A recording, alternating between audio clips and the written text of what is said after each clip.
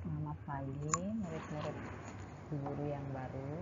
Pagi ini kita akan belajar mata pelajaran matematika peminatan untuk kelas 10 ya. Adapun yang perlu kalian tahu, apa saja sih materi yang dipelajari dalam matematika peminatan di kelas 10 ini? Ya, yang pertama bisa kalian lihat adalah fungsi eksponensial. Yang kedua adalah fungsi logaritma. Yang ketiga adalah vektor. Dimana dari ketiga bab ini itu dibagi menjadi 2 semester. Mana yang semester 1 itu adalah fungsi eksponensial dan fungsi logaritma, sedangkan semester 2-nya adalah tentang vektor. Nah, berarti sekarang yang kita akan pelajari di semester 1 ini adalah bab 1 dan bab 2, yaitu fungsi eksponensial dan fungsi logaritma. Tentu saja kita akan mulai dengan fungsi eksponensial terlebih dahulu. Namun kalian jangan khawatir, untuk hari ini kita belum langsung masuk ke topik pembicaraan fungsi eksponensialnya, melainkan kita masih akan membahas tentang materi prasyaratnya terlebih dahulu. Materi prasyarat ini kalian pernah dapatkan sebelumnya di SMP. Bu Guru hanya mengingatkan kembali saja, ingatan kalian mungkin yang sudah ada beberapa siswa yang sudah lupa, kita coba sama-sama mengingat ya. Pertama materinya adalah bilangan, bentuk aljabar, persamaan linier satu variabel dan pertidaksamaan linier satu variabel, bilangan berpangkat dan bentuk akar, dan terakhir persamaan kuadrat. Jadi kelima materi ini sudah pernah kalian pelajari sebelumnya di bangku SMP. Oke, sekarang kita akan coba mengingat kembali ya, tapi yang diingat bukan guru harus mengajarkan lagi dari awal, tidak, tapi ini di sini mengingatnya ini dalam bentuk contoh soal supaya kalian bisa ingat kapan penerapannya itu dilakukan. Nah, ini kita mulai dengan operasi penjumlahan pecahan ya, penjumlahan dan perkalian pecahan. Bentuk seperti ini, guru rasa ada beberapa dari kalian sudah tahu berapa jawabannya. Oke, untuk lebih mempersingkat waktu, kita langsung saja lihat bagaimana dan berapa hasilnya. Oke, dimulai dari ini ya. 1/3 ditambah 2/5. Karena ini bentuk pecahan dan penyebutnya berbeda, agar bisa dijumlahkan berarti harus samakan penyebut dulu ya. Kita samakan penyebutnya dan dapat hasilnya adalah 11/15. Dari hasil nyamain penyebut. Penyebutnya kita jadikan 15. Berarti 3 supaya menjadi 15 dikali dengan 5. Berarti satunya harus dikali dengan 5, akhirnya menjadi 5. 5 supaya menjadi 15 dikali 3. Karena 5 ini dikali 3, otomatis 2-nya juga harus dikali 3. Biar adil ya. Berikutnya untuk pengurangan juga sama caranya. 2 dikurangi 3/5, samakan penyebutnya, berarti penyebutnya sama-sama menjadi 5. Samakan penyebutnya, setelah itu dioperasikan penjumlahannya dan ketemu hasilnya. Itu untuk penjumlahan dan pengurangan pecahan. Sekarang kita akan coba untuk yang perkalian pecahan. 4 kali 2/5 ya. Ini lebih mudah dibanding yang penjumlahan dan pengurangan karena tidak perlu menyamakan penyebut untuk perkalian, cukup dikalikan langsung, tapi ngaliinnya itu seperti ini ya. Nah, 4 itu bisa langsung dikalikan dengan 2, jadi jangan dikalikan dengan 5-nya. 4 dikali 2/5 itu adalah 4 dikali 2, sedangkan karena ini adalah 4 bilangan bulat, itu bisa kalian kalau bingung dituliskan 4/1, 1 kali 5, hasilnya menjadi 8/5. Oke, berikutnya yang pembagian ya. Nah, ini mungkin pembagian kan biasa akan bisa didapatkan hasilnya setelah kita rubah dalam bentuk kali. Nah, ketika kita rubah dalam bentuk kali, pecahan yang sebelah kanan ini dibalikkan menjadi 4/3. Yang tadi penyebutnya adalah 4, sekarang penyebutnya menjadi 3, ditukar, dibalik posisinya. Setelah kalian balik, baru bisa dioperasikan perkaliannya sama seperti soal di nomor C tadi. Jawabannya menjadi 8/15. Sekarang bagaimana kalau misalnya pembagian di sebelah kanan berbentuk bilangan bulat? Kalau yang di sebelah kanan pembagiannya berbentuk bilangan bulat, berarti kalian mungkin biar nggak bingung bisa dirubah seperti ini ya. 5-nya itu kalian rubah jadi 5/1, sehingga bentuknya sama-sama pecahan walaupun ini sebenarnya bulat ya. Ini setelah itu bisa kalian rubah tanda bagi menjadi kalinya dengan membalik bilangan yang sebelah kanan 5 kebalikannya jadi 1/5 ya. Habis itu dikali hasilnya menjadi 3/25. Itu untuk operasi penjumlahan dan perkalian pecahan. Ingat kan? Sekarang kita lanjutkan. Nah, yang berikutnya adalah untuk hasil perkalian bentuk aljabar. Jadi yang ada konstanta sama koefisien dan variabel ya. Bisa kalian lihat di sini. X plus 2 dikali X min 1 itu dari mana dapat X pangkat 2? Ini dari dikali silang atau bahasa kerennya biasanya anak-anak mengenal dengan kali pelangi ya. X dikali X hasilnya X kuadrat. X dikali negatif 1 hasilnya min X. 2 dikali X 2X. 2 dikali negatif 1 lagi menjadi min 2. Sehingga setelah kalikan seperti ini, cari suku-suku yang sama. Ini min X sama 2X kan berarti sama, bisa dijumlahkan. Min X tambah 2X menjadi X. Sehingga jawabannya menjadi X kuadrat tambah X min 2. Berikutnya juga sama, cara mengalikannya dikali pelangi seperti ini.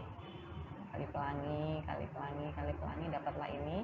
Sekalian jumlahkan mana suku-suku yang bisa dijumlahkan. Ya, hasilnya seperti ini. Soal berikutnya adalah bentuk perpangkatan, hasil perkalian bentuk perpangkatan. Di sini ada X tambah 3 pangkat 2. Ini cara mengerjakannya masih ada dari beberapa siswa, kebanyakan itu menjawab kalau soalnya X tambah 3 pangkat 2 itu mereka langsung pangkatin. Berarti ini X-nya pangkat 2 ditambah 3 pangkat 2. Nah, sebenarnya cara mengerjakannya bukan begitu. Ikuti alur seperti ini. X tambah 3 pangkat 2 itu artinya sama dengan X tambah 3 itu dikalikan sebanyak 2 kali. Jadi X plus 3-nya itu dikalikan sebanyak 2 kali. Setelah kalian buat dalam bentuk seperti ini, barulah kalian bisa mengalihkan silang, kali pelangi. Jadi sama caranya kayak yang di atas, kali pelangi hasilnya ini. Alurnya. Berikutnya soal yang ketiga. Ini mencari penyelesaian dari persamaan linier satu variabel.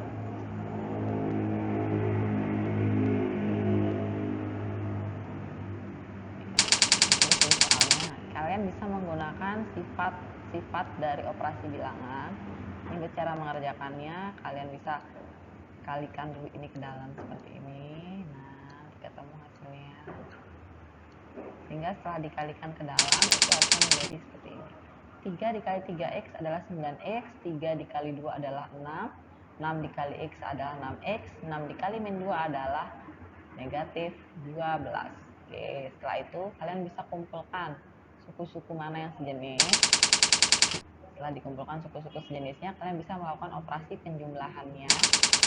Nah, kalian mendapat 3x sama dengan min 18, negatif 18. Jadi sekarang kalau misalnya mau nyari nilai x-nya, berarti tinggal kalian bagi dua-dua ruasnya, kedua ruasnya ini dengan 3 agar ketemu nilai x-nya. Sehingga jawabannya akan menjadi x sama dengan negatif 6. Oke. Berikutnya, nah, tentukan penyelesaian dari persamaan kuadrat berikut ini. Ini juga sudah pernah kalian dapatkan sebelumnya di SMP. Jadi kalau mau nyari penyelesaiannya kita harus faktorin dulu ya. Mungkin dari beberapa kalian masih bingung. Ini dapat 4 dari mana, dapat negatif 1 dari mana, 1 dari mana ya. Caranya itu dilihat dari sini. Jadi x kuadrat tambah 3x min 4 sama dengan 0. Tulis dulu ini x dari sini ya, karena ini x kuadrat berarti dipecah menjadi x sama x.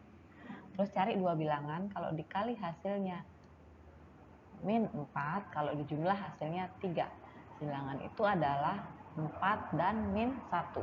Tuliskan, jadi jawabannya adalah 4 dan min 1. Setelah ketemu faktornya, baru kalian cari nilai dari x-nya. Ini berarti x tambah 4 sama dengan 0 ya. Bisa dicari nilai x-nya berarti negatif 4. X min 1 sama dengan 0 dari sini. X-nya sama dengan 1. Sekarang soal persamaan kuadrat berikutnya. Untuk soal yang nomor B, yang B ini agak berbeda dengan yang A. Kalau tadi A itu bentuknya ada konstantanya di sini. Tapi kalau yang B itu konstantanya nggak ada, cuma variabel yang mengandung suku X-nya ada. Ini lebih mudah memfaktorkannya karena kalian bisa lihat di sini bisa dibagi X kan untuk yang ini. 2X kuadrat bisa dibagi X, 6X juga bisa dibagi X, ada X yang terkandung di dalamnya. Apa hanya X saja yang bisa dibagi di situ? Coba dilihat. 2 juga bisa ya, 2X kuadrat itu bisa dibagi 2, 6 itu juga bisa dibagi 2, sehingga yang kita keluarkan adalah 2X, karena 2X kuadrat dibagi 2X hasilnya X, 6X dibagi 2X hasilnya adalah 3. Setelah itu baru kita cari nilai X nya ya. 2X berarti 2X sama dengan 0. Ini dia 2X sama dengan 0. Terus X plus 3 sama dengan 0. Ini X plus 3 sama dengan 0. Tinggal dicari dan nilai X-nya, berarti X-nya sama dengan 0, X-nya sama dengan negatif 3. Berikutnya bentuk X kuadrat min 4. Dia berbeda lagi dengan yang soal A dan B. Kalau di soal A lengkap komponennya, di soal B konstanta yang tidak ada. Kalau di soal yang C ini bagian B-nya ini yang tidak ada. Jadi X kuadrat min 4. Cara memfaktorkannya itu adalah X kuadrat min 4. Karena ini berarti hasilnya jadi seperti ini. Kalian lihat ini. Karena ini negatif, X kuadrat min 4. Berarti tandanya di sini min plus. Jangan min-min ya, tapi buatnya min plus. Boleh plus, min plus mana-mana. Habis itu kalian lihat X kuadrat sendiri itu kalau diakarin kan menjadi X. Taruh X. Sehingga kalau X kali X jadinya X kuadrat. Lalu 4. 4 sendiri itu adalah akarnya 2 ya. 2 berarti ini menjadi 2 sama 2. Min 2 sama plus 2. Oke, sehingga jawabannya menjadi X min 2 sama dengan 0, X tambah 3, X tambah 2 sama dengan 0. Sehingga didapat X-nya 2, X-nya negatif 2. Nah, berikutnya untuk yang D. Yang D ini bentuknya sama dengan yang A, cuma bedanya kalau yang D ini koefisiennya tidak 1. Koefisiennya adalah 2. Kalau yang A ini koefisiennya 1. 1, kalau ini koefisiennya 2. Berarti cara mengerjakannya mungkin ada beberapa cara ya. Kalian bisa pakai cara mana saja, yang penting kalian paham. Di sini mungkin untuk mengingat kembali aja, Bu Guru pakai cara manualnya. Karena ini koefisiennya 2 di depan X kuadrat, berarti kita buat dia 2X per 2. Kalau di sini dia 5X kuadrat, koefisiennya berarti 5, berarti ini 5X per 5. Itu aja, jadi tergantung koefisiennya. Setelah kalian buat bentuk koefisiennya di sini, barulah kalian kalikan. 2 dikali min 3 itu hasilnya adalah min 6. Berarti sekarang kalian cari dua bilangan, kalau dikali hasilnya negatif 6, kalau dijumlah hasilnya 1. Berapa bilangan itu? Ya, benar sekali. Bilangan itu adalah 3 sama min 2. 3 dikali min 2 adalah min 6. 3 dikurangi 2 adalah 1. Ya, tinggal diletakkan di sini dua bilangan. Kalau dikali min 6, kalau dijumlah 1. Bilangan itu ada 3 dan min 2, tinggal dimasukkan ke sini. Setelah itu, kalian lihat di sini yang bisa dibagi dengan 2 kan bagian yang ini ya. Nah, jadi nanti kita bagi 2 dibagi 2, 2 dibagi 2. Kenapa yang tidak dibagi? Karena 3 dibagi 2 bukan bilangan bulat ya. Yang bilangan bulat itu yang ini. Jadi yang dibagi dengan 2 yang bagian ini. Sehingga diperoleh faktornya adalah seperti ini.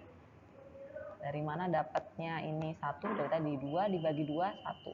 2 dibagi 2, 2X dibagi 2 itu jadi X. Jadi faktornya 2X plus 3 dikali X min 1 sama dengan 0. Sehingga kalau dicari nilai X-nya menjadi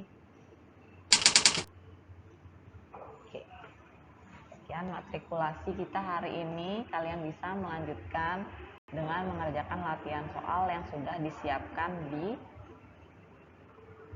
GCR-nya masing-masing. Terima kasih, selamat pagi.